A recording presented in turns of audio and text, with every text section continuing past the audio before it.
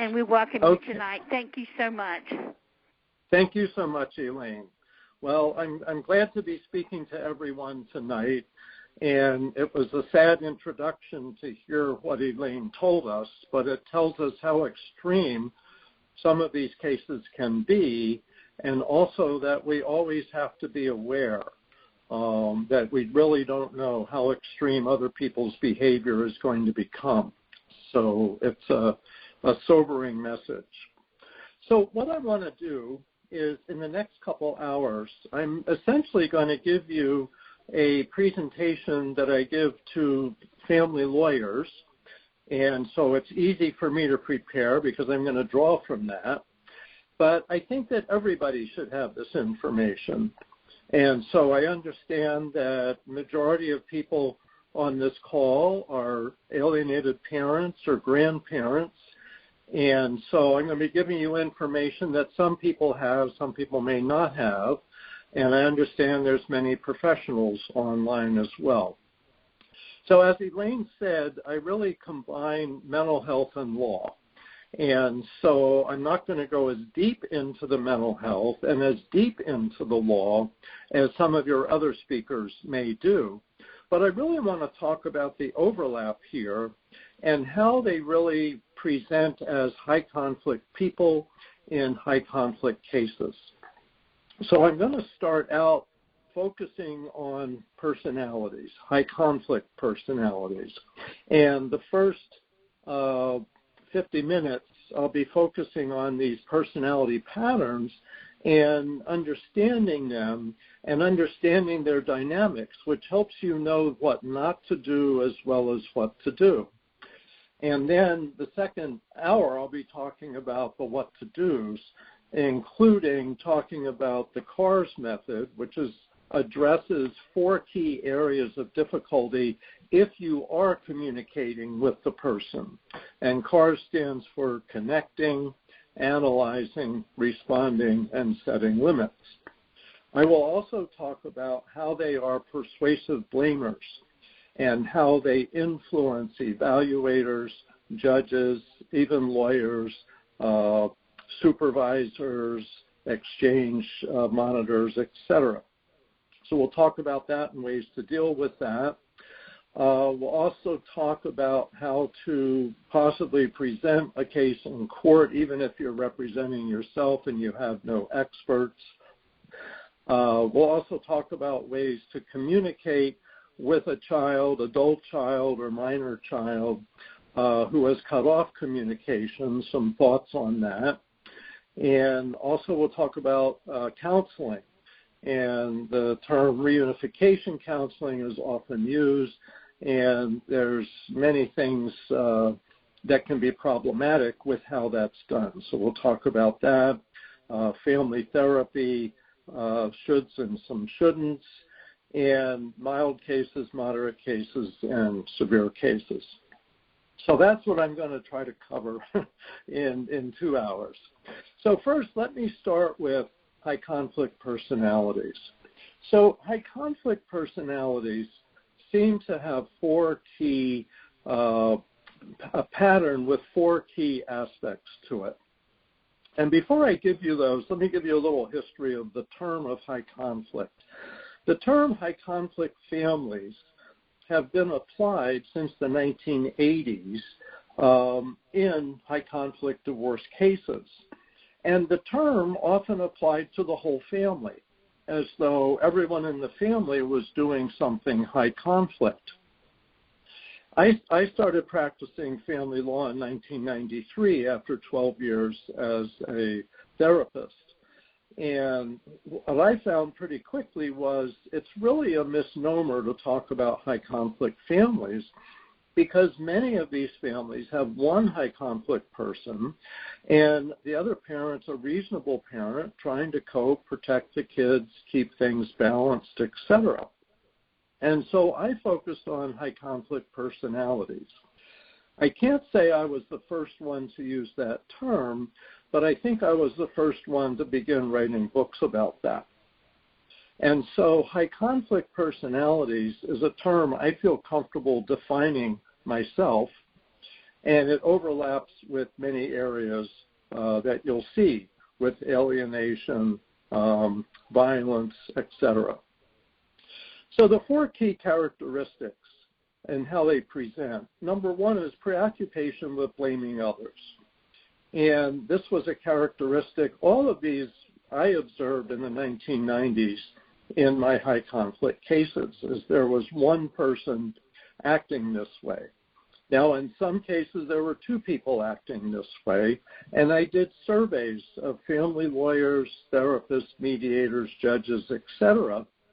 And pretty regularly, the feedback I get from taking this survey maybe hundreds of times at seminars is that about half the cases professionals view as one high conflict person and one reasonable person, and the other half they view as 2 high conflict people. So it's important to keep that in mind so that if you are dealing with the court, with evaluators, lawyers, etc., that you realize that if it's a high conflict case, they're going to be wondering if you are also a high conflict person. So you don't want to demonstrate these characteristics that I'm giving you. And in fact, you want to be the person who's matter of fact and information seeking and information providing. So the 4 key characteristics: preoccupation with blaming others, they're targets of blame and not taking any responsibility. Second is all or nothing thinking and solutions.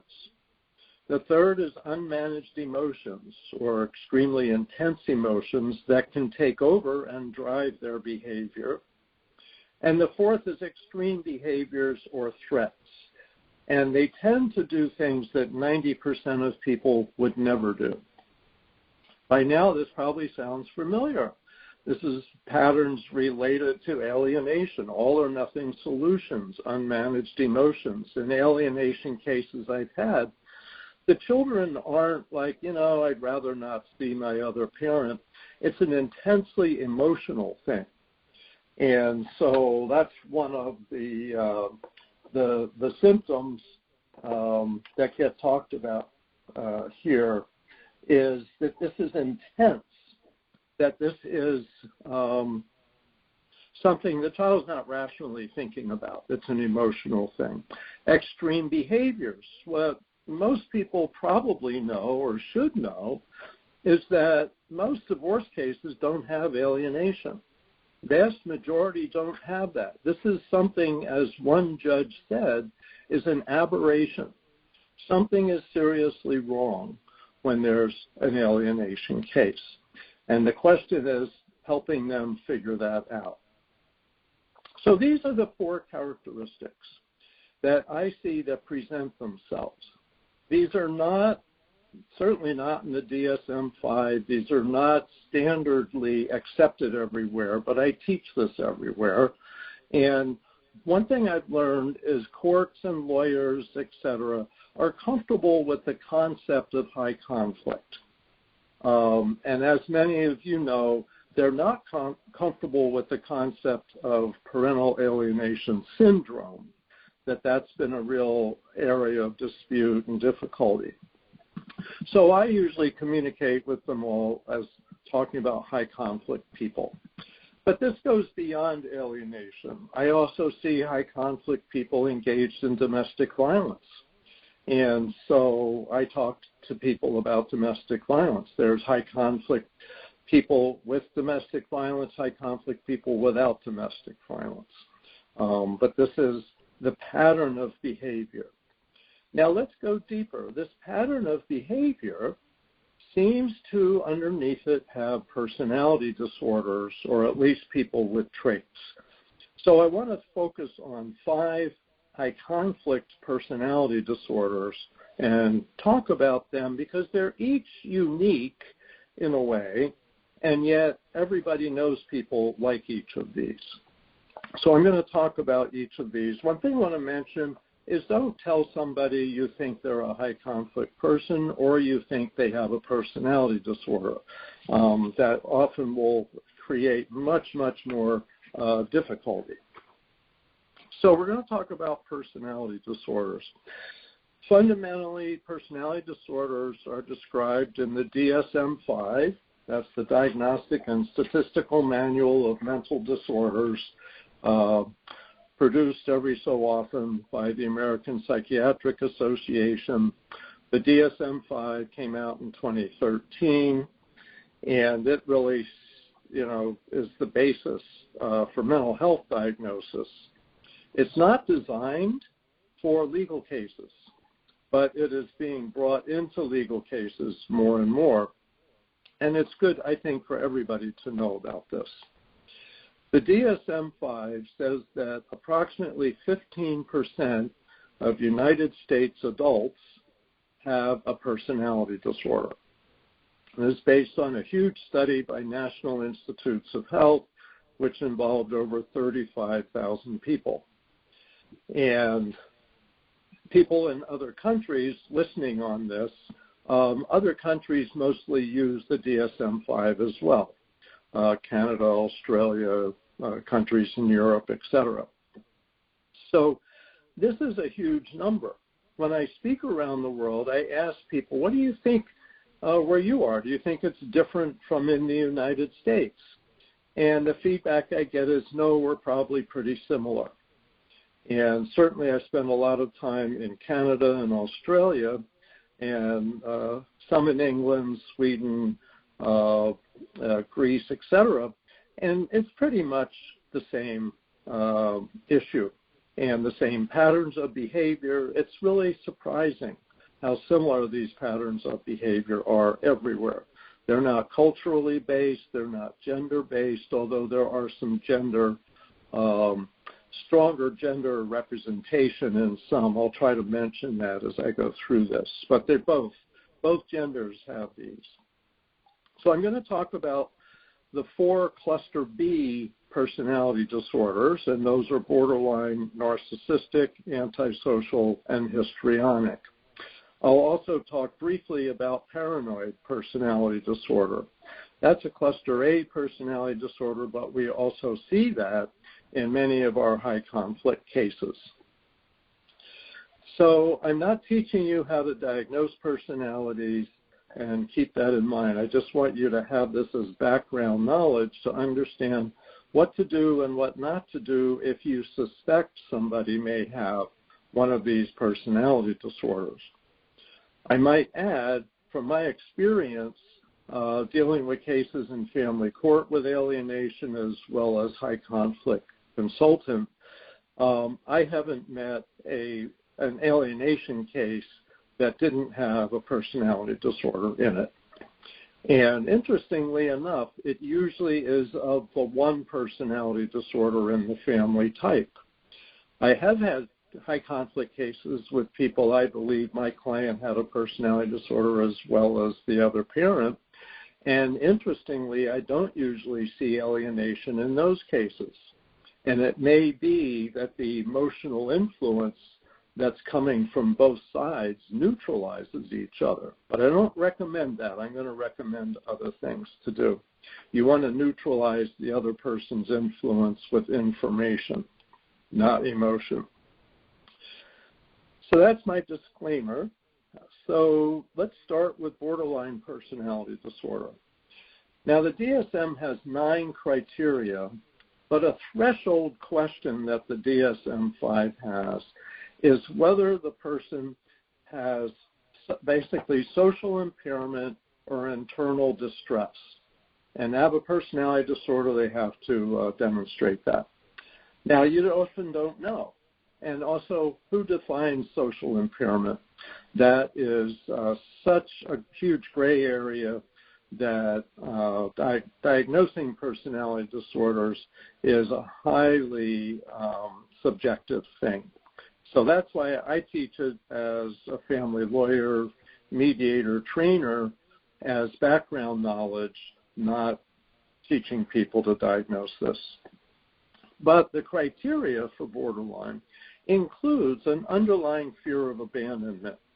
And it's really helpful, I find, to recognize that all of these high conflict personality disorders in many ways are driven by fear. And it's a specific fear. So with borderline, it's fear of abandonment.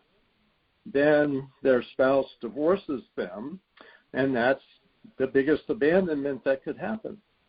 And so they often take their clinging and manipulative behavior that they've focused on their spouse and often turn it towards their child. Keep in mind, with all of these, this is an enduring pattern of behavior, and that it's an interpersonal behavior, and that in many ways what's driving it is unconscious. And I think this is important to understand, that at the fundamental level, they don't know what they're doing, but they're desperately driven to do it. Now, I don't want to say that particular instances, statements, behaviors aren't conscious, because they often are.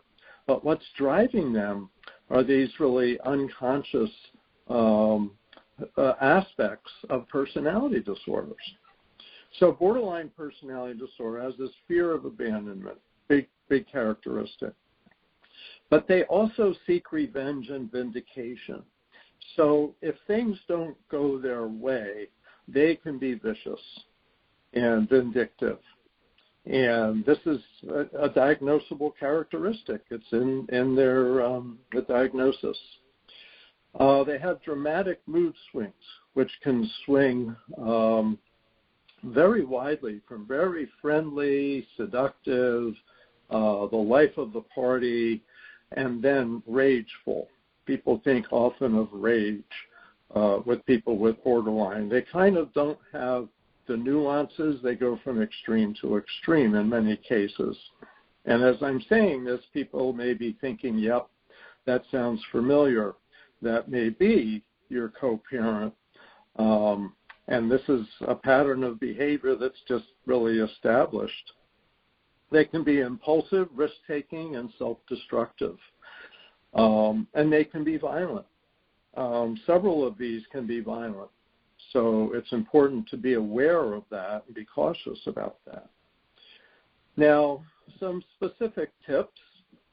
If you're dealing with someone like this and you still have some level of communication, one thing is you want to listen. You want to be matter of fact with all these personalities, because they're emotionally driven and they drive to emotionally engage with other people. If it's not seduction and friendliness, then it's anger, but they want to engage emotionally. So in general, what will help you is to try to be matter of fact. It doesn't mean be calmly removed. You can be calmly engaged, but be matter of fact, so that you're not feeding their ups and downs. And people with this personality do have some calm moments, but they often trigger themselves into rage or manipulation. One of the goals people have, and some of the questions people submitted, is how do you get this person out of your life? And one thing I recommend is not to have that as a goal, but rather to have managing the relationship at an arm's length as the goal. Because when you put effort into trying to remove someone with borderline personality from your life, they become more engaged. Because remember, abandonment is a big trigger for them. So rather than sending abandoning messages or having a drive like that, is instead having clear boundaries, balance, and not feeding the relationship. Try to put it at a little more of a distance, but not too rejecting and not too close. Now, I want to talk briefly about treatment for these, because there's a wide variation. Borderline at this point may be the most hopeful of these 5 for treatment.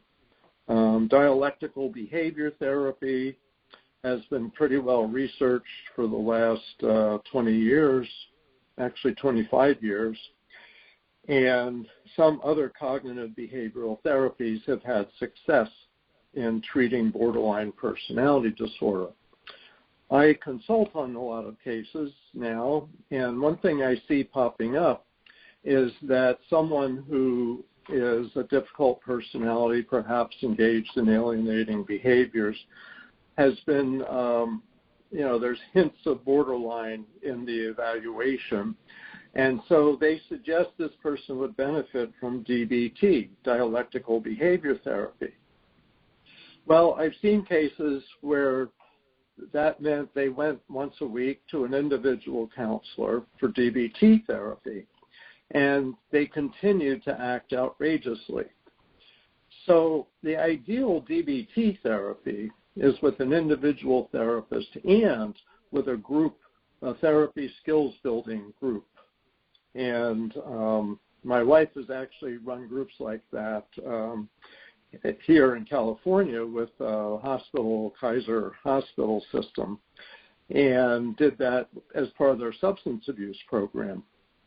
And they had a fair amount of success. Some people that went through that within 2 to 5 years no longer met the diagnosis of borderline personality disorder. They learned self-management skills. They learned how to tolerate distress so that they didn't overreact, etc. So that's a personality there's some hope for, but they need to get a strong enough program. And that's something I recently made a recommendation in a case I was consulting on. Someone had been involved in individual therapy with a DBT-trained therapist, but it wasn't enough. They really need a more intensive program.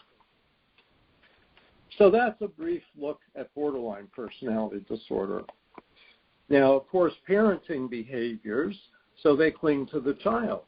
They over-identify with the child, lack boundaries with the child. They may split the children.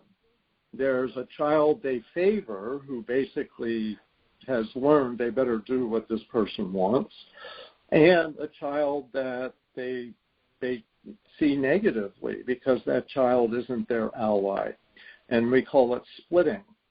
So one of the psychological uses of the term splitting is seeing people as all good or all bad, and it's not unusual that a borderline parent sees some of their own children as all good or all bad. They may engage in physical abuse, and they may alternate that with neglect. They're very much a mood swing personality, impulsive behavior, and sometimes they may engage in physical child abuse, but a lot of it is this enmeshment that they lack boundaries. Borderline batterers, just to let you know, this is probably the most common personality we see with domestic violence. They have an internal tension builds up. They have a violent outburst that's usually quite impulsive, and a period of remorse and de-escalation. Usually they're only violent in the family, and they react to micro-separations. Now, what's interesting I want to mention here is people with borderline personality disorder have often been identified with women, but they also can be men. And I've seen cases where there is an alienated child with a mother who's borderline, and I've seen cases where there's a father who's borderline, and they're trying to kind of seduce the child into being with them. So this isn't a gender issue, and I hope by now people are clear on that. And the battering, the domestic violence, also isn't a gender issue completely, but there is more. The more severe domestic violence is perpetrated by men. But I have had cases where a man was the victim of domestic violence by a woman who also was alienating the children from him. So, you see these patterns of personalities like this may be both physically violent and alienating. So that's good to know. Narcissistic personality disorder.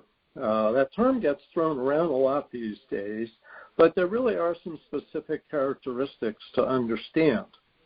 if you first of all think about there being a fear that's underlying this, and in many cases, these personalities started in early childhood. And it may be narcissistic personality in some cases is a way to compensate for being abused as a child. And so the person with this personality may have a fear of being seen as inferior or being powerless, and so they puff themselves up. I don't know if you've ever seen a picture of a puff bird, but it's a little bird that can blow itself up like 10 times its size and look big and threatening to protect itself. And in many ways, that's how I picture narcissists. But important things to know about narcissistic personality disorder is that it isn't just being self-centered. It's also feeling entitled to special treatment. It's also a lack of empathy for others.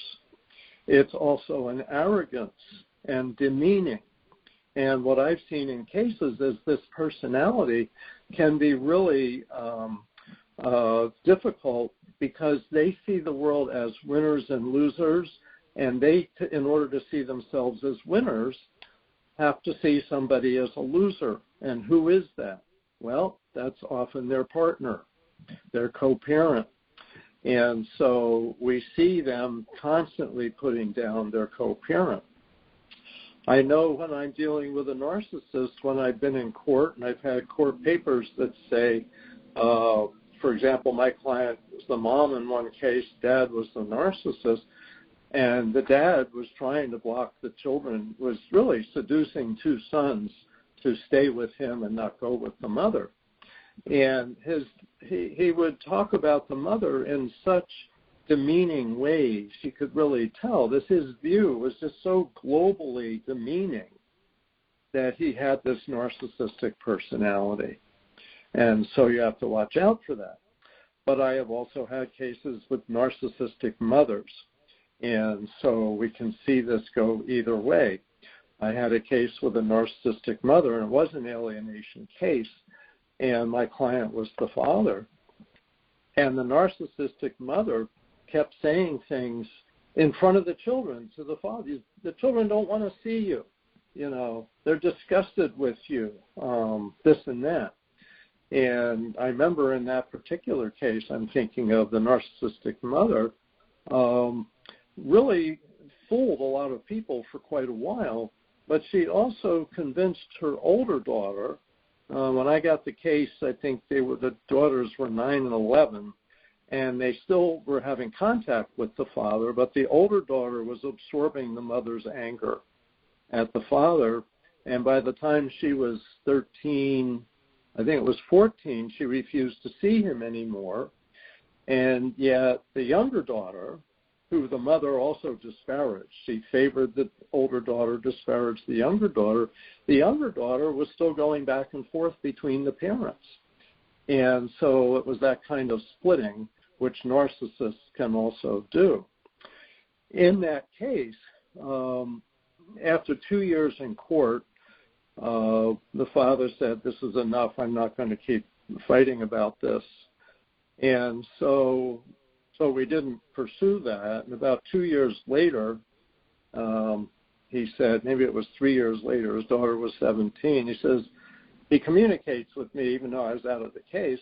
And he said, "Guess who wants to have dinner with me?" And he said, I think this has something to do with money for college, but that's okay. And so anyway, they had dinner together and reconciled to some degree. So one thing I want to say is some of the questions I have is children who have just really been difficult or have pulled away in this age group, 13, 14, 15. People say, "What should we do?" And my question usually is, have you fought hard for 2 years?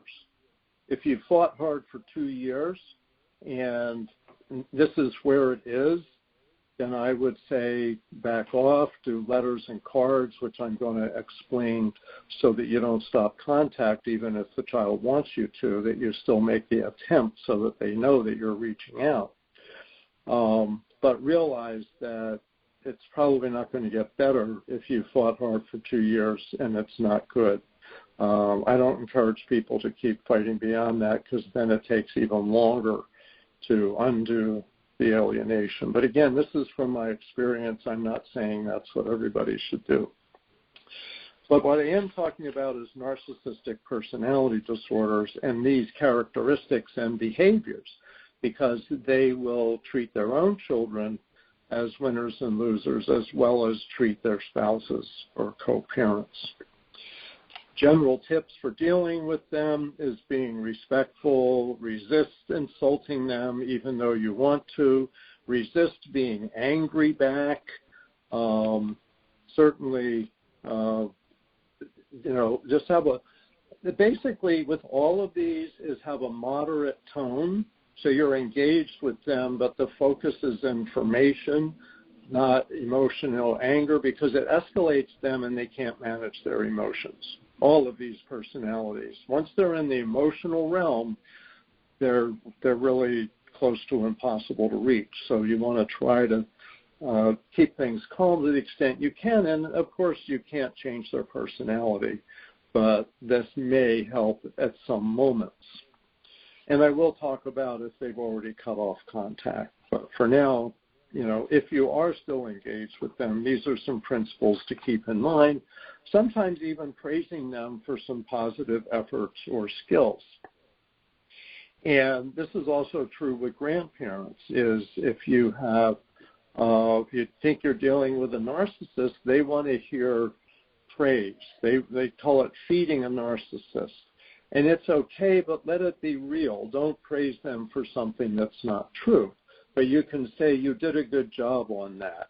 Well done on such and such. Or, congratulations on your new job. Things like that. They like that. In terms of mental health treatment, narcissists are not easy to reach, and most of them don't go for treatment. My experience is that the high conflict personality people with these disorders don't go for treatment.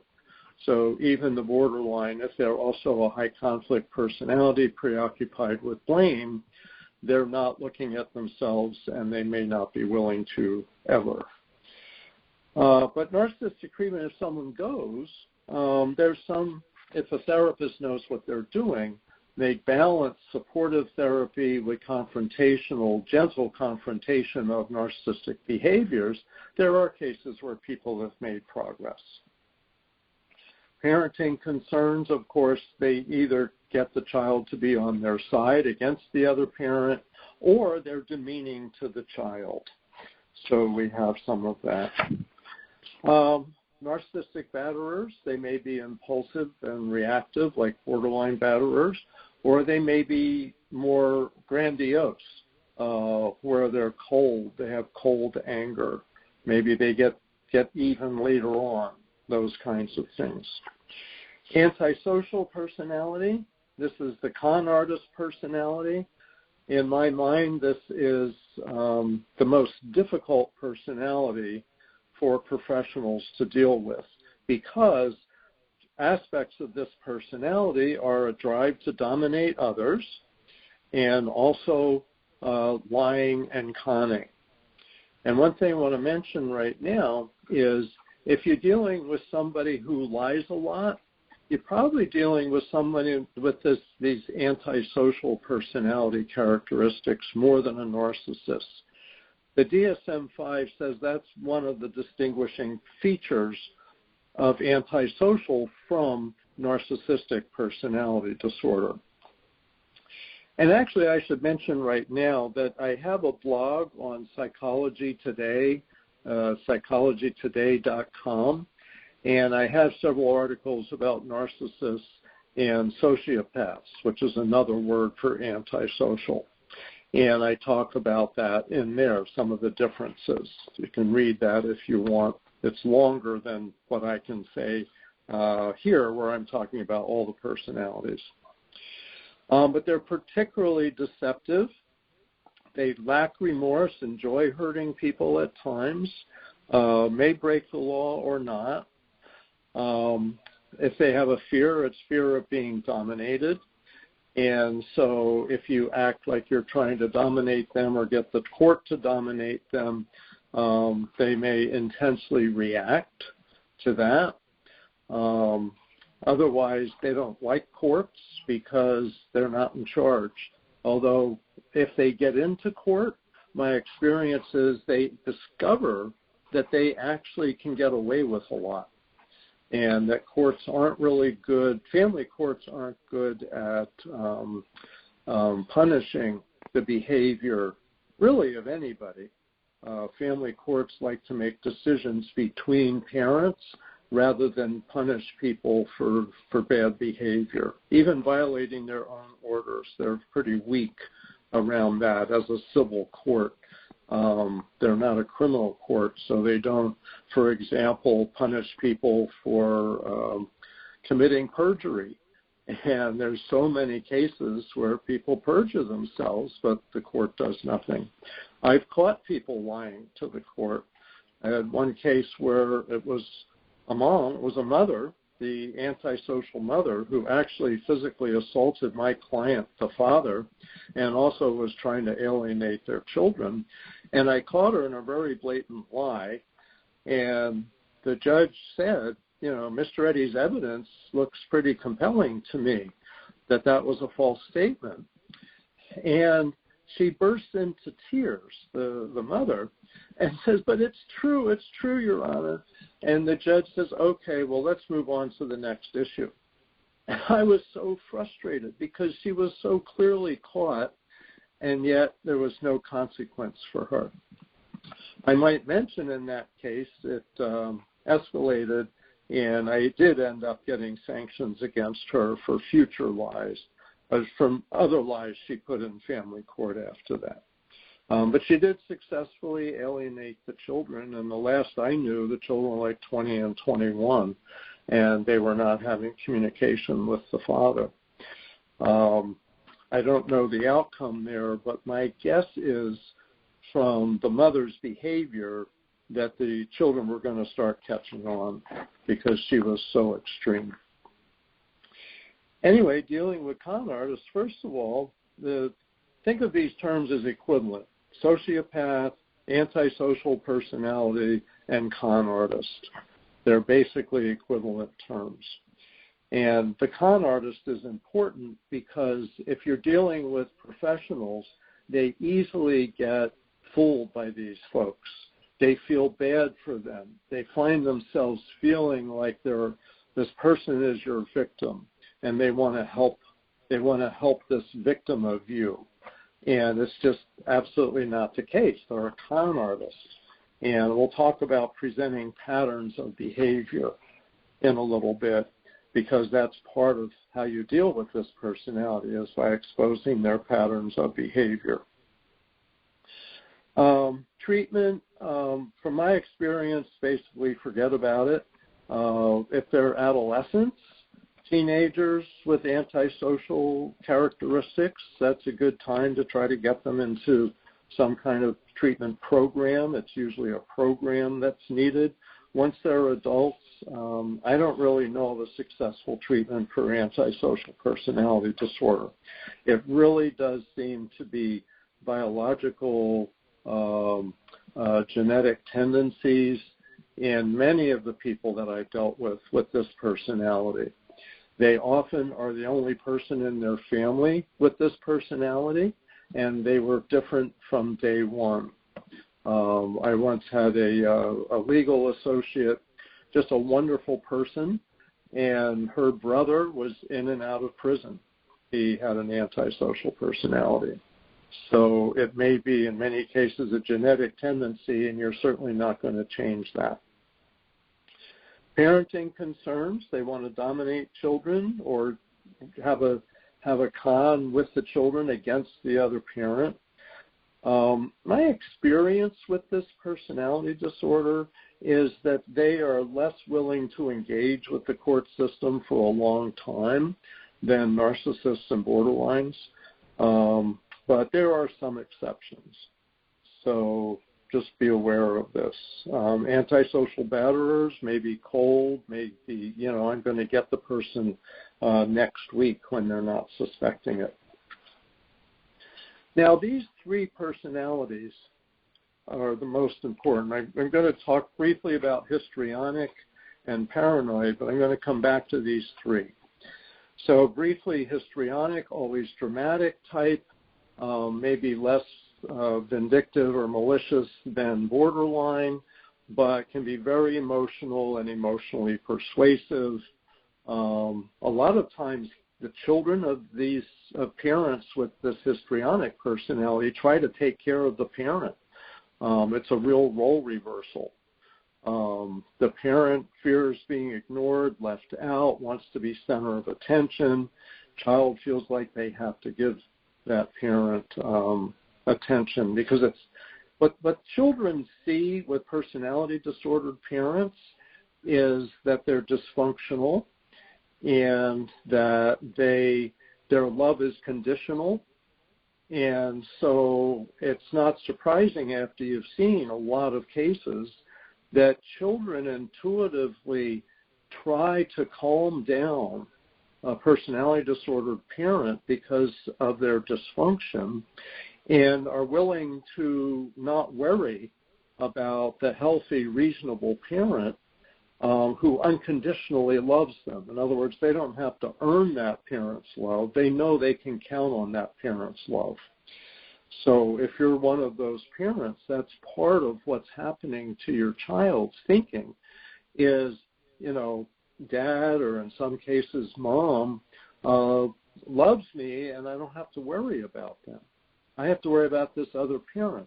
But I want you to know that's usually not a conscious process, not a conscious decision. It's more of a survival mechanism.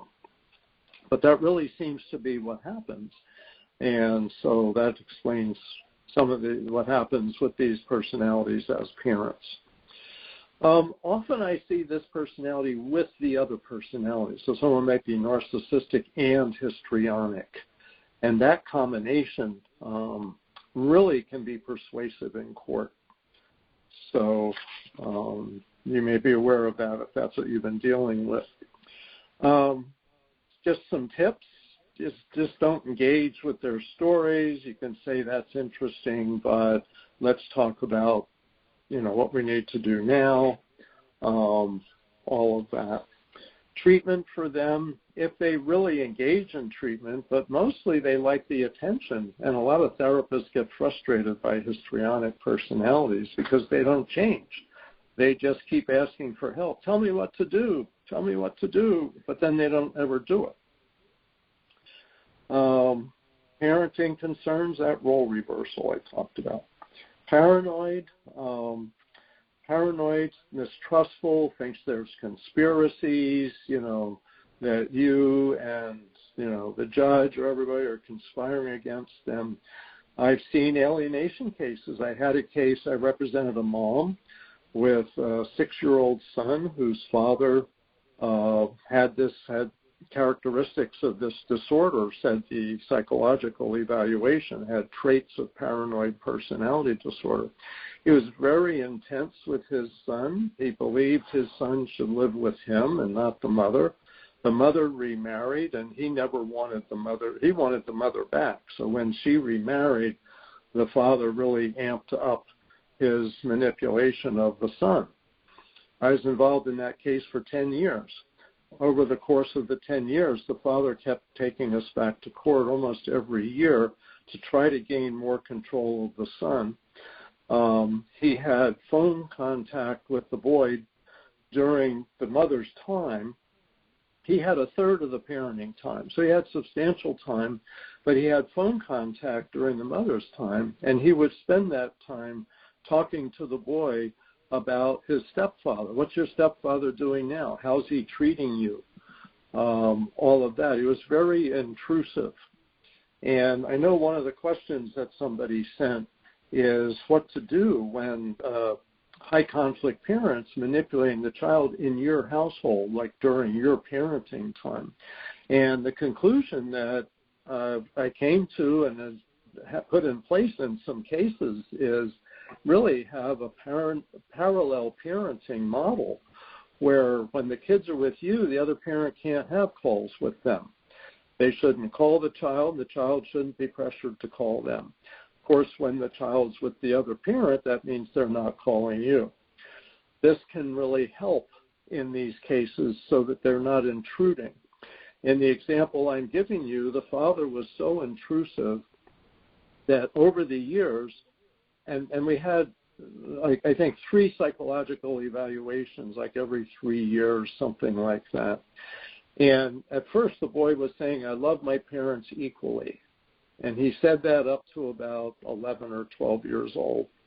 And then he started saying, oh, my dad gets me. Everything he does is right.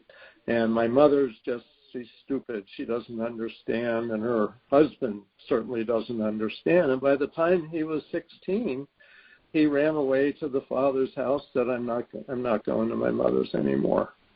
And this was when he had lived primarily with the mother.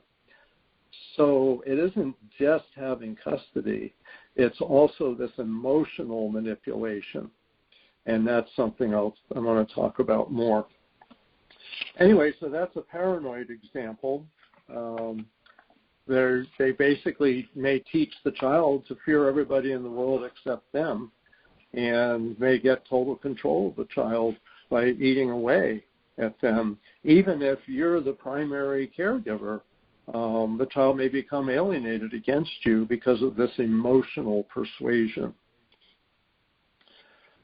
Okay, so I want to go back to the 3 borderline narcissists and antisocial. There's 2 studies I want to mention, and particularly for lawyers, but really anybody can track these down and read them, because you can Google these. So I want to just start with telling you about a study. These come from NIH, National Institutes of Health. The first one I want to talk about is called Interpersonal Dysfunction in Personality Disorders, a meta-analytic review. That's Interpersonal Dysfunction in Personality Disorders, a meta-analytic review. This came out in 2017, and it talked about cluster B personality disorders, and that these are basically interpersonal disorders. Up to now, people haven't absorbed that this is a mental health disorder that's interpersonal. But this study is really emphasizing that. And it says, and this was put in the blurb about tonight, that these personality disorders, cluster B personality disorders, are classified as dramatic, emotional, erratic. That's the 3 characteristics of cluster B. And this says cluster B personality disorders all showed moderate to large and significant associations with domineeringness, vindictiveness, and intrusiveness. Now think of boundaries. And I've just been talking about these personality disorders, and they lack boundaries with their children. So they talk to the child constantly. Now, it isn't just about the other parent. It's about their boss. It's about their neighbor. They lack emotional boundaries. They also cry a lot in front of the child, yell in front of the child, show distress in front of the child. There's a study, I don't have it at my fingertips, that says that borderline personality disorder has a co-occurring diagnosis of anxiety disorders. And so 90% of people with borderline also have anxiety. Well, that transfers to children constantly. The younger the child, the more you absorb that anxiety. So let me say a couple other things from this study. This study also says, interestingly, each of the personality disorders showed a significant association with vindictiveness, speaking to commonality across the personality disorders in a tendency toward distrust and suspicion of others and an inability to care about the needs of others. So this is common across the personality disorders, is an inability to care about the needs of others. And I think that's what we're seeing. And it's sad. It's tragic. And yet people with these personality disorders are often able to manipulate the child to take care of them emotionally and manipulate the courts that that's what the child wants. Also, this study mentions that there's been also studied specific interpersonal relationships, such as with one's children, parents, siblings, peers, and romantic partners. And that's where these cluster B personality disorders especially show up a lot. Now, I want to tell you about another study. This has a longer name. You could probably find it, Google it, just with the first few words. I'll give you the name. I'll read it twice and I'll read it slowly. The Mental Health of Preschoolers in a Norwegian Population-Based Study, when their parents have symptoms of borderline, antisocial, and narcissistic personality disorders, at the mercy of unpredictability. That's the title. And that's what research journal articles often have, is a long title like that. So I'll read it again. And Norwegian is because it was study done in Norway with over 900 preschoolers. So here it is again. The Mental Health of Preschoolers in a Norwegian Population-Based Study when their parents have symptoms of borderline, antisocial, and narcissistic personality disorders, at the mercy of unpredictability. So let me tell you about this. This study basically concluded, where'd it go? Here's their conclusion. Now, let me explain something.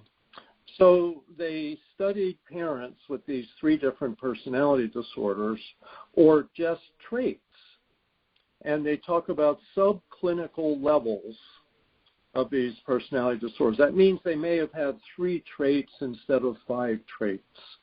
And so they didn't necessarily even have the full personality disorder. You don't have to diagnose whether they have the personality disorder. What you want to identify is, do they have this pattern? Because this is what it says about children. So subclinical means even less than a personality disorder, but having traits. For the first time, subclinical levels of borderline, antisocial, and narcissistic personality disorder symptoms in parents have been documented to predict behavioral and emotional difficulties in their children as early as the preschool age. When parents were not cohabiting, that means parents had separated, the variance of the children's emotional problems explained by parental symptoms increased more than 6 times. In other words, not having another parent in the household to reduce the impact made things this much worse. Child service providers need to have knowledge of these deviant personality traits in parents that may represent a possible peril to their children's mental health. even when parental personality disorder is not diagnosable. In other words, it doesn't get to that level. So this is a pretty strongly worded study. And I'll give you examples of what they said the behavior was that could be any of these three personalities that seem to have the greatest impact. And the theme that they found had the greatest impact on children was hostility. The personality disorders that appear to be most strongly associated with hostile behavior and that may affect children are borderline, antisocial, and narcissistic personality disorders. These disorders are characterized by features such as difficulty controlling anger, impulsive and aggressive outbursts, rage when being criticized, irritability, aggressiveness and physical assault, being tough-minded, exploitive, and non-empathic, lack of reciprocal interests and sensitivity to the wants and needs of others, extreme sarcasm, being indifferent to having hurt another, sudden dramatic shifts in their view of others, and disdainful, arrogant behavior. So what's coming out, I believe, is that the mental health research is moving in the direction of the family law research, that what we call high conflict personalities are really in many ways cluster B personality disorders or traits. And now we're starting to see research about the impact of that. So that's my mental health side. Talking about personality disorder. So I want to talk now about things to do. So the first, I want to emphasize 4 things not to do if you are still interacting with someone with one of these possible personality disorders. First thing is, forget about trying to give them insight into their own behavior. People spend so much time and frustration trying to get them to see. These are enduring patterns of behavior, and the people lack insight into how they're behaving fundamentally. They may realize they've done a behavior that's bad or illegal or inappropriate, but what's driving them, they really don't understand themselves. They're just driven, in many cases, emotionally. The second is, don't emphasize the past. If you're dealing with them and you still have a relationship communication with them, try to keep it focused on the present and what to do now. Because when you go into the past, you just trigger their emotional reservoir and they just keep overreacting. So you're not going to get them to say, I'm sorry about the past. But you can get them perhaps to make decisions about the present and the future that are beneficial. So really try to avoid insight, try to avoid focusing on the past. I mean, if you have to talk about something in the past, do that, but just realize that that gets into a part of their brain that's going to overreact. The third is avoid emotional confrontations. And that's why I've been saying throughout this that you want to have a calm, matter-of-fact tone.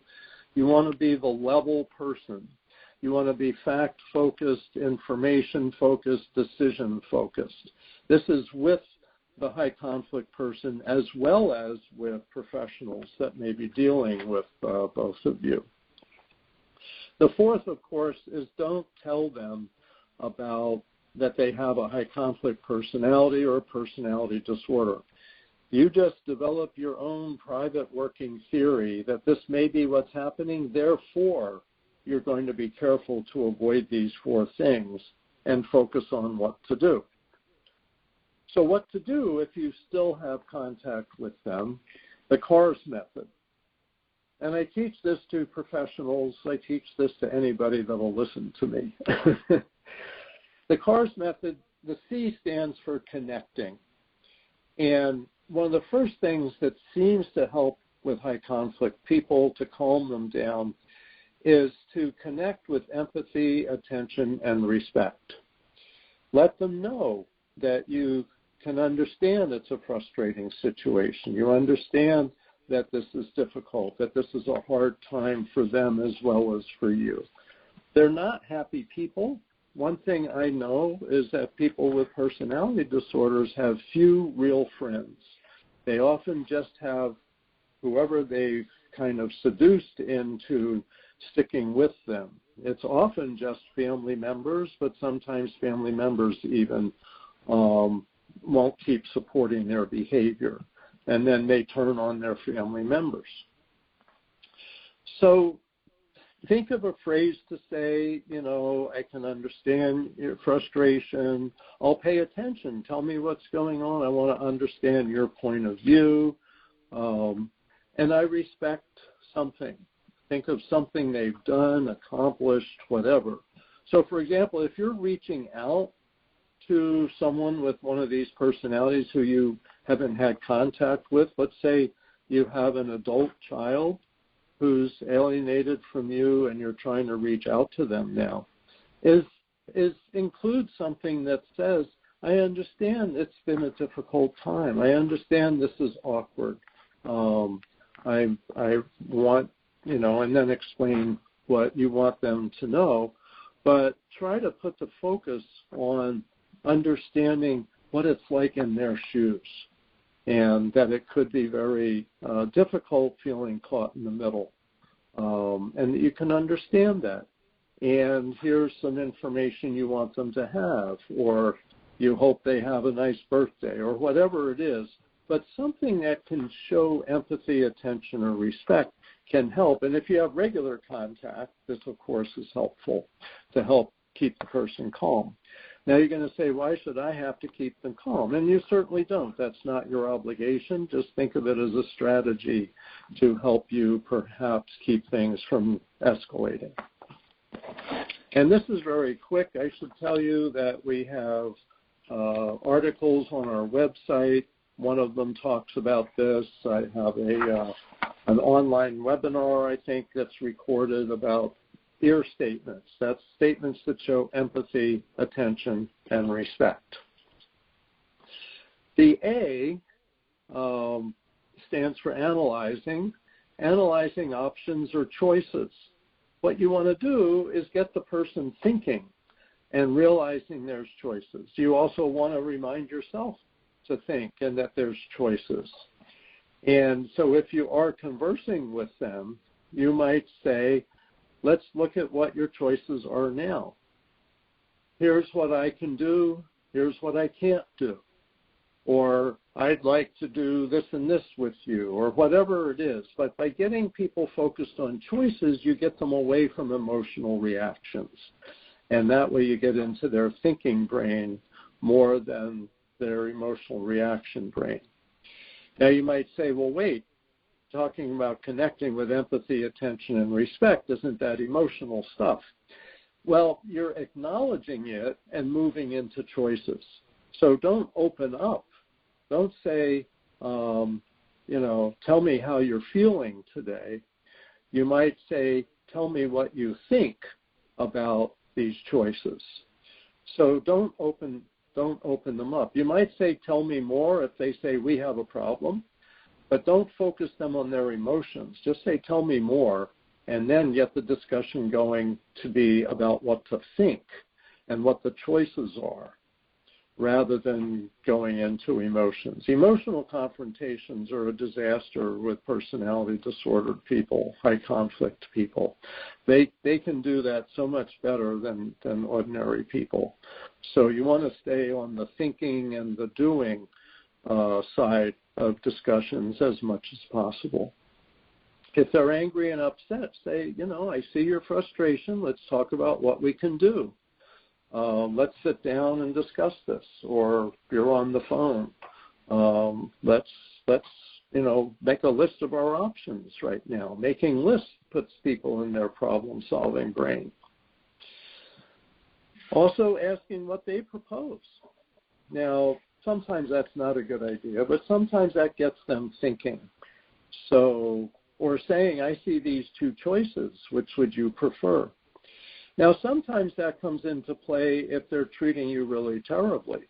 So, for example, think of a phone call, and they're going, you did this and you did that. You can say, whoa, if you're going to talk to me that way, I'm going to have to hang up. Call me back when you can talk civilly, okay? And the person keeps going, I'll talk to you however you want. And you say, okay, I see you've decided that I need to hang up. So call me back when you're ready to talk civilly. Something like that. Now, this is if you're having ongoing contact. It's the first phone call you get from a child, an adult child, or a minor child, out of the blue. You haven't had contact for a year, and they start yelling at you. Hey, keep them on the line if you can. Say, wow, tell me more. I want to understand what's going on. Don't say, I won't talk to you if you're yelling at me, because that may be the only way they can get started. But if you have ongoing communication and it's not going to jeopardize your relationship, then you can say, here's your choice. Talk to me respectfully or I'm going to hang up. A third, the R of CARS, is responding to hostility or misinformation. And the idea here is high conflict people have a lot of cognitive distortions. They have all or nothing thinking. They jump to conclusions. They use emotional reasoning. They feel it's true, so it must be true. So they often say things or write things that need to be corrected or need to be calmed down. Just took a drink of water, so I'm still here. So responding to misinformation, the method we've developed for that we call BIFF responses, B-I-F-F. And I know from some of the questions I received that some people are aware of the BIFF method, and some judges even order people to communicate with the BIFF method. So I'm going to take a few minutes to talk about this. This is a way to respond to hostile emails, hostile texts, or misinformation. So BIFF, brief, you want to be brief because the more you put there, the more they're going to react to. So brief is usually a paragraph, 3 to 5 sentences. And let me mention, before I go too much further, we just put out a new book on BIFF 2 months ago. Or 3 months ago, November, and I'll give you the title of it. It's BIFF for Co-Parent Communication, and the subtitle is Your Guide to Difficult Texts, Emails, and Social Media Posts. And I wrote it with 2 co-authors, Annette Burns and Kevin Chafin. Annette is a family lawyer, and Kevin is a family therapist. And this is available anywhere you get books, Amazon, or come to our website or bookstores. It has 28 examples in it of hostile emails or texts and then reasonable responses, covering a wide range of situations. Again, this is if you're still in communication with them. But even if you initiate contact by email or letter or text, and there's been resistance or refusal for a long period of time, I really recommend you use the BIFF approach in your initiating correspondence. So this book explains this in much more detail. But I'll just give you a list of examples. School, schedule change, gatekeeping, dance lessons, birthday party, child care, school teacher, illness, medical appointment, healthcare provider, special diet needs, soccer, lateness, paying for activities, summer vacation, Christmas holidays, switching regular nights, all of these types of issues. Again, this is if you're in communication. So brief, the B stands for brief. 3 to 5 sentences usually. There may be occasions you need to go longer. Informative, just straight information. Don't have an argument. Don't have opinions, emotions, defending yourself. You don't need to. What you just want to do is get straight information, keep them in that problem-solving thinking side of their brain. The first F is for friendly. Have a friendly greeting. I hope you enjoyed the holidays, or thank you for responding to my request. You might give them some empathy, attention, and respect. You know, you did good, congratulations on that project. Or if you're communicating with a child who has said don't communicate, but you say, I'm going to communicate occasionally by letter or card, and they may tear it up. It may not even get to them. The other parent may block it. But make a copy of it and keep it so that someday when you reconnect, you can show how hard you tried. But if you do something like this, you want to say, you know, congratulations on your sports trophy, or congratulations on your music concert, or congratulations on your graduation. All of these things. So that's part of the friendly tone. But if you're communicating with a hostile co-parent, you still want to have something that puts it in a little bit of a friendly context. You might end it if it's Friday, say, you know, have a good weekend. Do what fits the situation. And the last is firm. You want to end the hostile communication, the hostile conversation. So it doesn't mean harsh. It means try to do it in a way that ends that, so that it doesn't keep going. Don't put any hooks out there for the other person to latch on to, and now they come back at you with some other angry diatribe. So just end it peacefully. Now, sometimes there may be a question you need to ask, a yes or no question. And so put that in your BIFF and say, please let me know yes or no, and put a date and time, like Thursday at 5, so that they can respond. What we find with high conflict people is they're not good at responding to requests if you leave it wide open. So what you want to do is give them a date and time. Please let me know by that time. Now, if you don't hear from them and it's an important decision, send a second follow-up. And you might say, if I don't hear by such and such, I may have to pursue other action or something like that, if it's something that you may need to talk to a lawyer about. You don't want to threaten legal action. You're not supposed to do that, and especially lawyers aren't supposed to do that. But you could just leave it open-ended. I'll have to do something else, or I'll have to look into what other action or other choices I have. Sometimes that gets their attention. Or you have a letter from your lawyer. That may be the way to follow up if you really need information. So that's the BIFF method. Trying to decide whether to read you an example. I think I'm not, but I just want to encourage you to get that book if you're interested.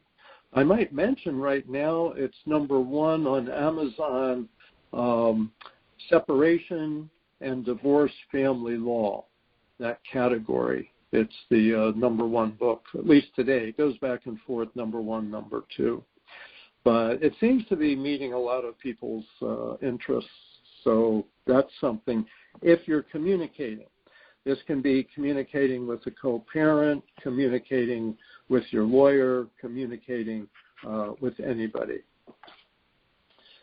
So that's the R, respond to misinformation, ideally with a BIFF response. And then the S stands for setting limits. And this is really what high conflict people need, is they can't stop themselves. And it's so hard to absorb that they really don't realize what they're doing and that they really can't stop themselves. But basically, after 40 years of studying personality disorders, 20 of those years in the legal setting, well, actually almost 30 of those years in the legal setting, I'm really convinced they don't understand themselves. And they don't understand how awful it's going to be if they keep doing their behavior. They're very much living life in the moment, very much living life emotionally, bouncing from crisis to crisis. And so setting limits becomes hugely important. Now, this is where I teach judges that they have the power to set limits and hold people accountable. And they've resisted doing that in many ways, but they're starting, I think, to catch on. One thing about high conflict personalities is they push people in the direction that they need to go. So they're pushing the court system today in the direction of setting limits on them. We've seen a lot of success with that with domestic violence over the last 25 years. And domestic violence legislation has really progressed.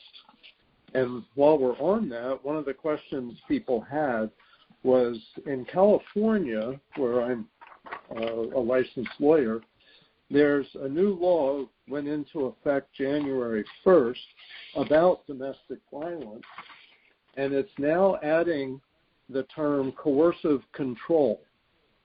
So it talks about domestic violence has been defined as the domestic violence law is to prevent acts of domestic violence, abuse, and sexual abuse.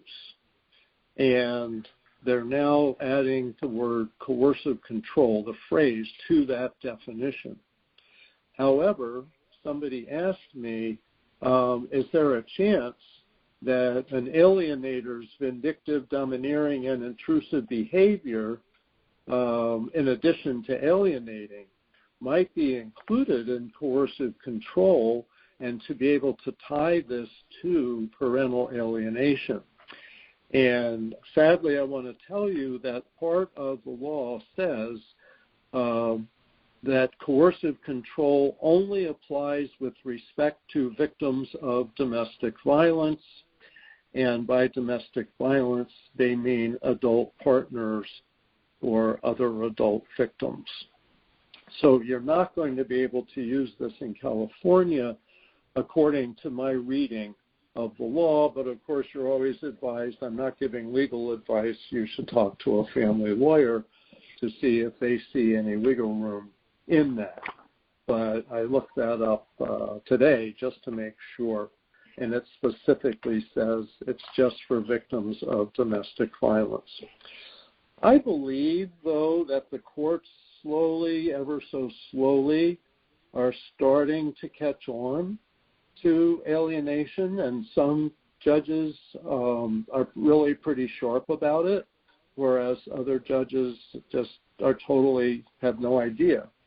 One thing that most people don't realize is that family law judges, probably the majority of them, come into being a judge from another area of law.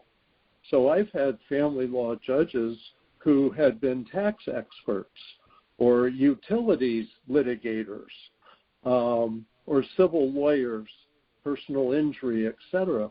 And so they often don't know much about family law. And that's important to understand. Anyway, so that's the CARS method. I've kind of gone back and forth with some tips for presenting a case. If you're using the CARS method to deal with a person you have an ongoing relationship with. But now I want to talk more about presenting a case, since most of the questions were about how do you deal with alienation that may be more full bore, where you're looking at a year or more of not having contact with a child, a grandchild, or an adult child. So here's some of what I've learned as a lawyer from understanding high conflict personalities. The first thing is you want to present to legal professionals, which could be lawyers you're considering using, therapists who you may be talking with, evaluators, psychologists evaluating your case, as well as judges, that it may be helpful to introduce the idea that there are 3 theories of the high conflict case. 3 theories, and I'll explain this. The reason for this, let me back up again. I want to talk a little about high conflict personalities being persuasive blamers. And I talk a lot about this in our book, Splitting. They, because of their personalities, are skilled at blame. And they may have been blamers their whole life. They waste no time or energy reflecting on themselves. They are preoccupied with those who they are blaming, and they are emotionally intense about it. And these emotions can drive professionals to believe them. And in many ways, it's emotional belief and uninformed. They become what we call negative advocates.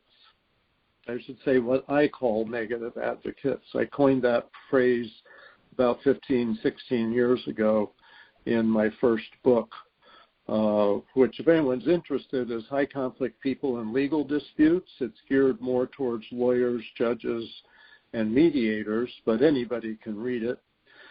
High Conflict People in Legal Disputes has a lot of case examples of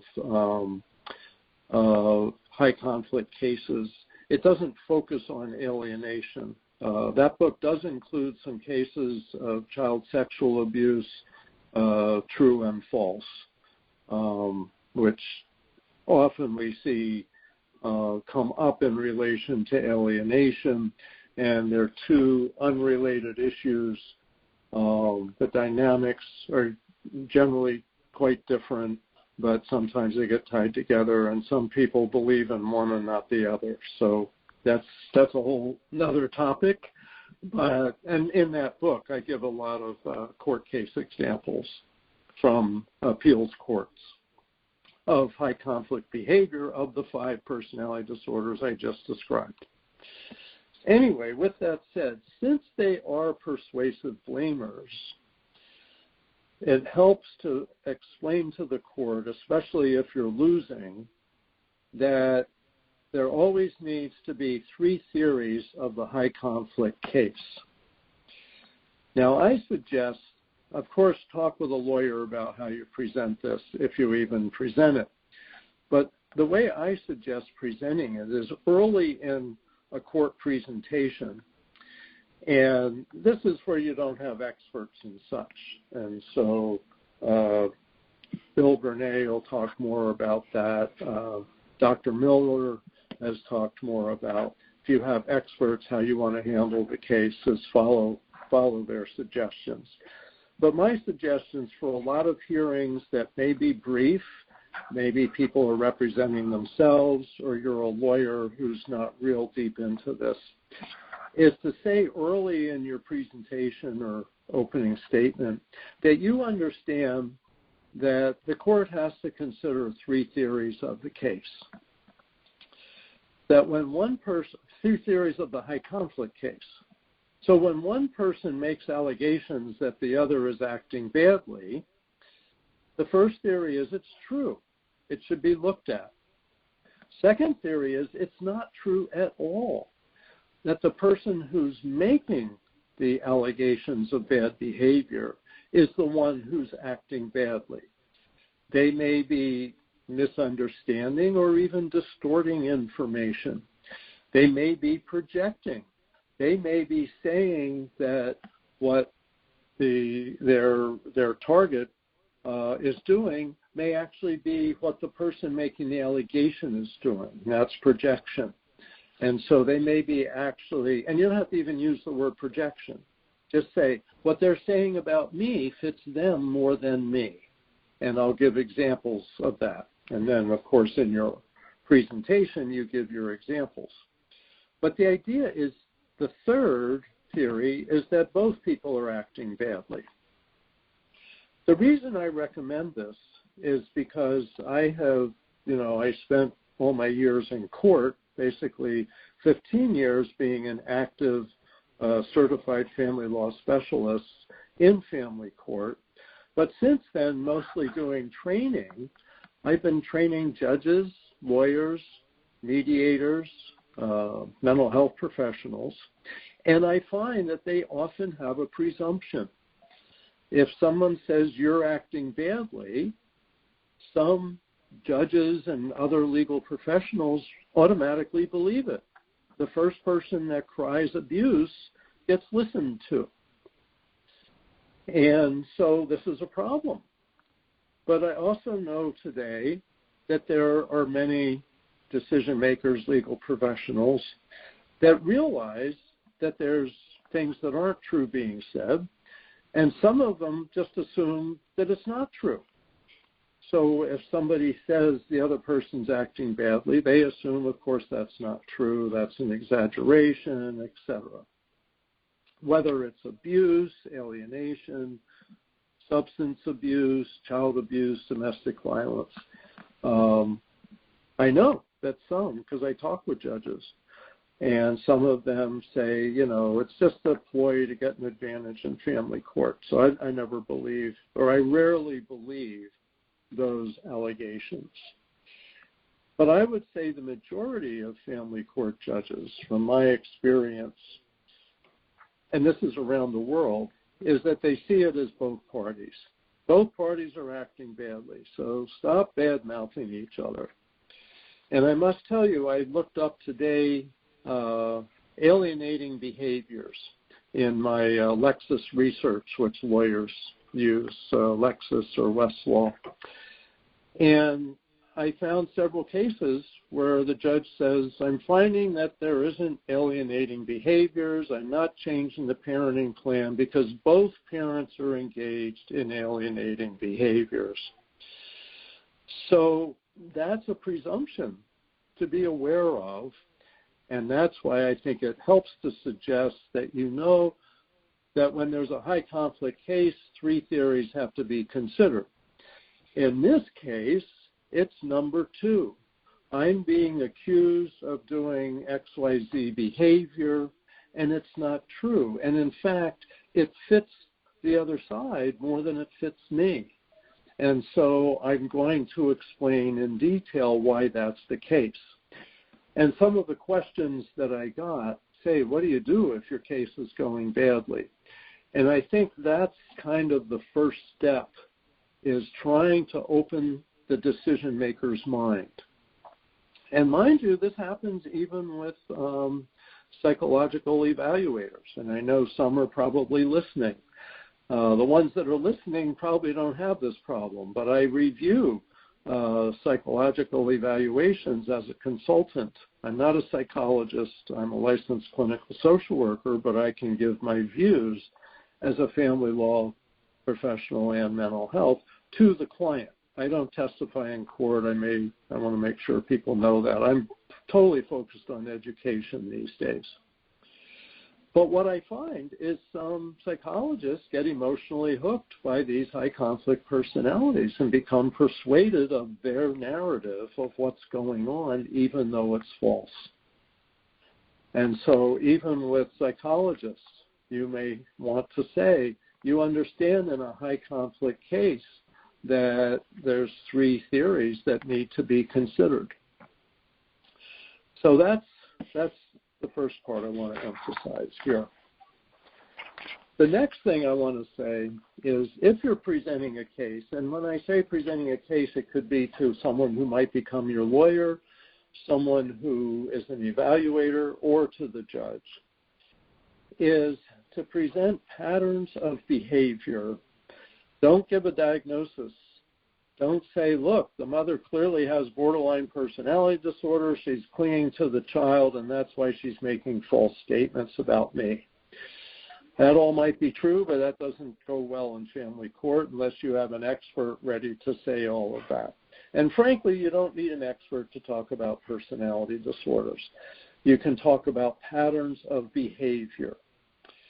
And this is where it's important to know, if you don't, that parental alienation syndrome is a phrase you don't want to use in court today. Now, maybe you're a lawyer or you have a psychologist that recommends otherwise. The thing you want to talk about is alienating behaviors.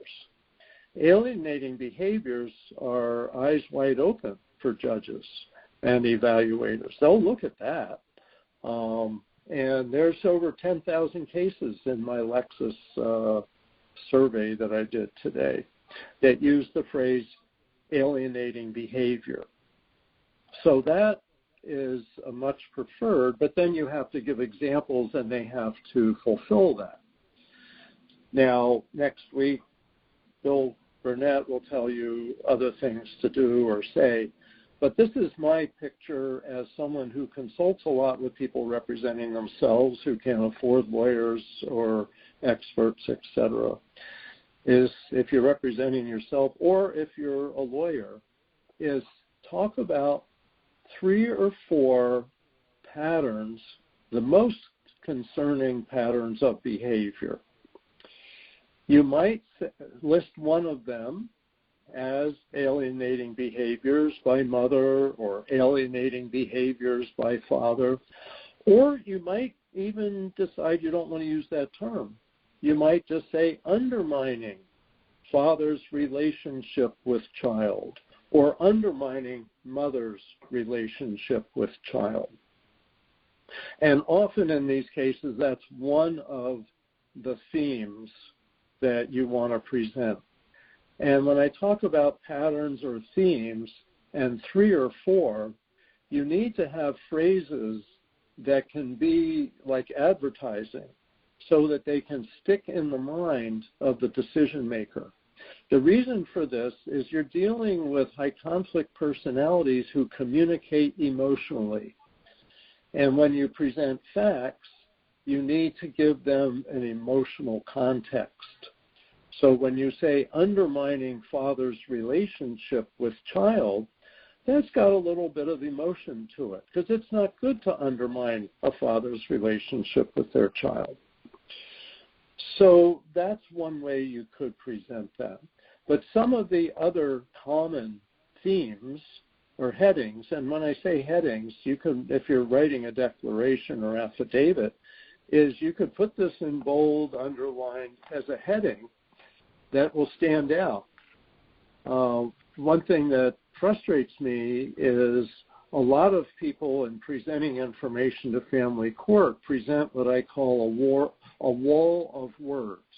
That's WALL of words. You get a 10-page declaration or affidavit or 40-page, and it has no headings, or it has maybe 2 headings. And it's so hard to kind of make it bite-sized for the person who's reading it. So by having headings that stand out, but not too many big headings, maybe 3 or 4 themes or patterns of concern, then you start hearing them used by the decision maker. And so, isn't this the case of undermining the father's relationship with the child? Because that heading has grabbed their attention. And within the first 2 pages, you need to grab the decision maker's attention.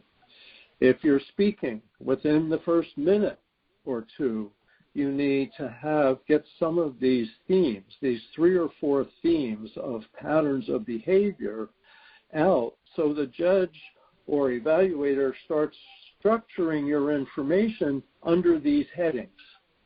Because people have, there's a therapist once, I'm blanking on her name, but she called it mailboxes. We have mailboxes in our brain for information.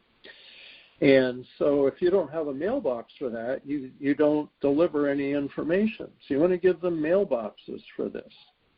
And one of the most common is undermining, it could be undermining mother's relationship. And I want to make clear it isn't always mothers that may have engaged in alienating behavior. I've had many cases where it was fathers. And they've used language about the mother that's not true but sounds appealing. And that's that emotional appeal that high conflict people have. So what you want is a factual appeal with an emotional context. So a second example of a theme may be manipulating and lying to professionals. And I find that this theme is important in these high conflict cases because someone's engaging in alienating behavior is lying to the kids. They're probably lying to mental health professionals and quite possibly lying to the court. And many of the questions that people submitted to me are, what do you do about that? And what I believe you do about that is you present the patterns under the theme. And you might decide the word lying is too strong, so you might use the word misleading.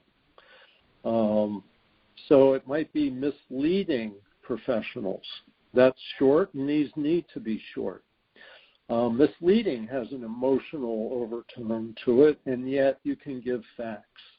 And what you want to do, like I said, 3 or 4 of these.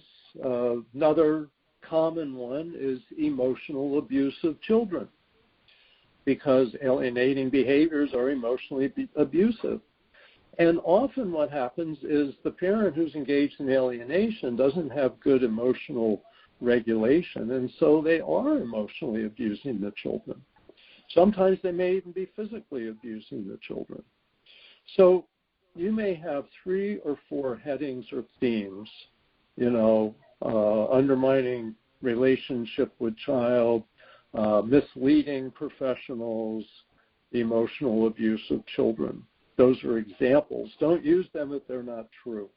This part has to be true. Now, under each of those, you want to emphasize 3 or 4 specific examples that support that. And frankly, you want to have the worst example first, the second worst example second, the third worst example third. And there may be 20 examples, but you may not even get to all of them. Just have 3 or 4 under each of these headings, at least when you're getting your argument out. If you have a 2-hour trial or a 2-day trial, you're going to get a lot of information in, but you still need to get the message out right away. What's so hard for people to understand is that high conflict people communicate emotionally, not rationally. And it's the emotions that hook the decision makers.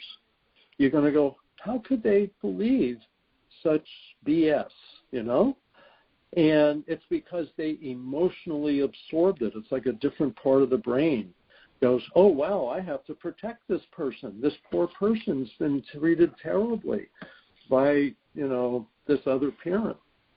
And so you want to counteract that. You have to communicate that this isn't true, and here's why, and it's based on undermining my relationship, misleading professionals, and emotionally abusive the children, something like that.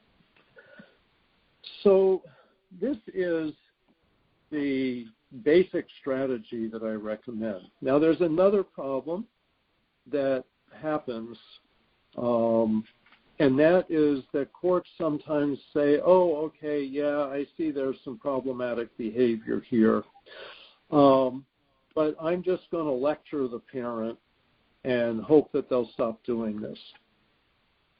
And so I had a case where I represented a father, and the mother was constantly making false allegations. Psychological evaluation said Mom probably had a personality disorder, this stuff was false, and Dad should have primary custody, which is very appropriate in that case.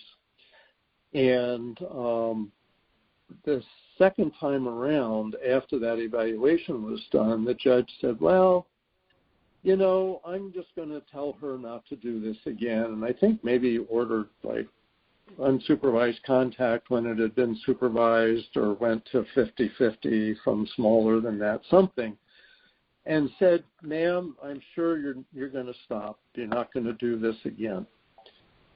And that was it. And the problem with that is that's not how personality disorders work. they don't stop. The first line, in fact, the first words in the personality disorder section of the DSM-5 are an enduring pattern.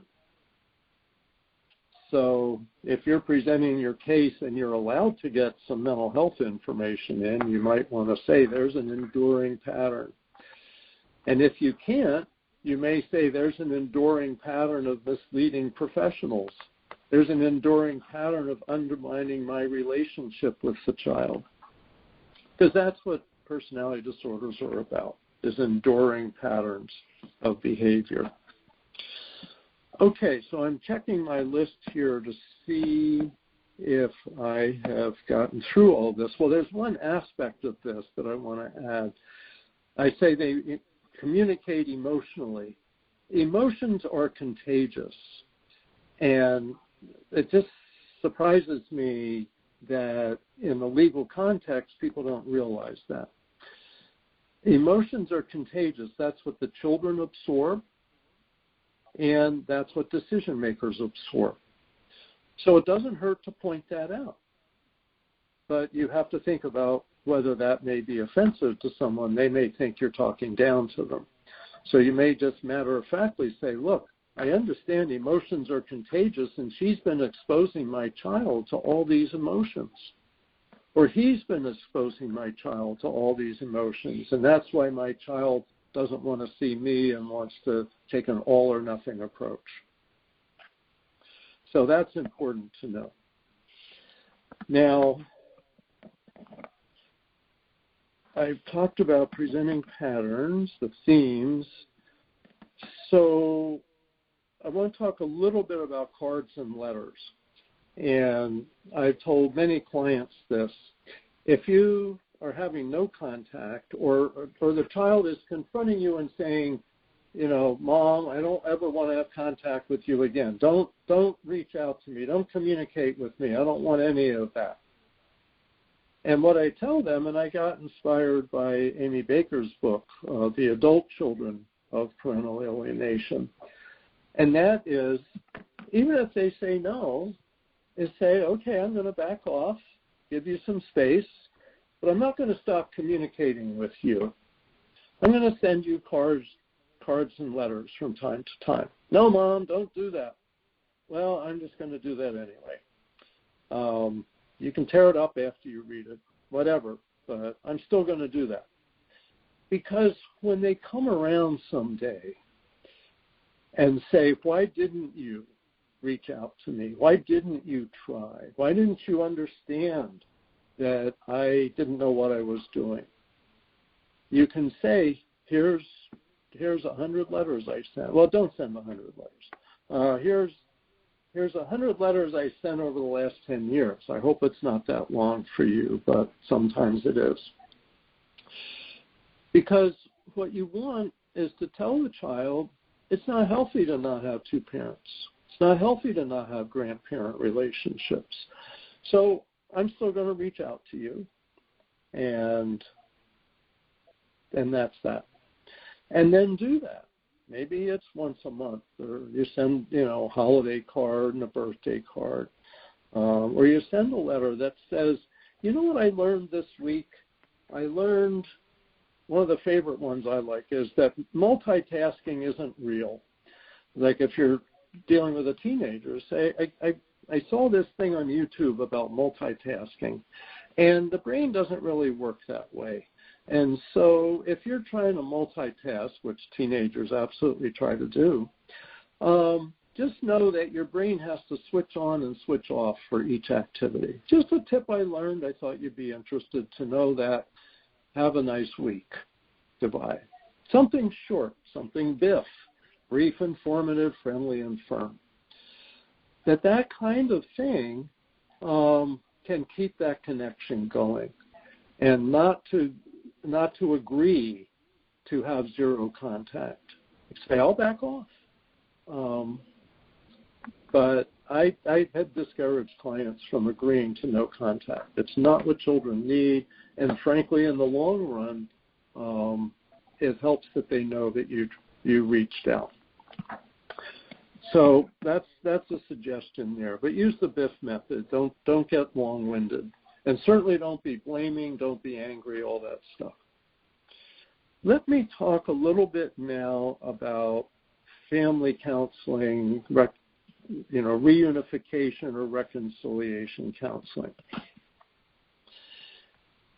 With personality disorders, because they have so much emotional influence on the child, when a court says, I'm ordering reunification counseling with the child and the rejected parent, and it'll be up to the counselor how long it goes and recommending, when the child will have more time with that parent. Well, my experience is that fails 99% of the time. You have to include both parents for it to have any chance of success. The reason why, it's a family systems issue, and it's the dynamic. The person who has said that the child has said emotionally, and maybe not even consciously, most parents who have alienating behaviors honestly don't see it. Some of them do. The antisocial ones, yeah, I know that's what's going to happen. That's why I did that. But borderline parents, narcissistic parents, generally really don't fundamentally understand why their emotions have so influenced the child.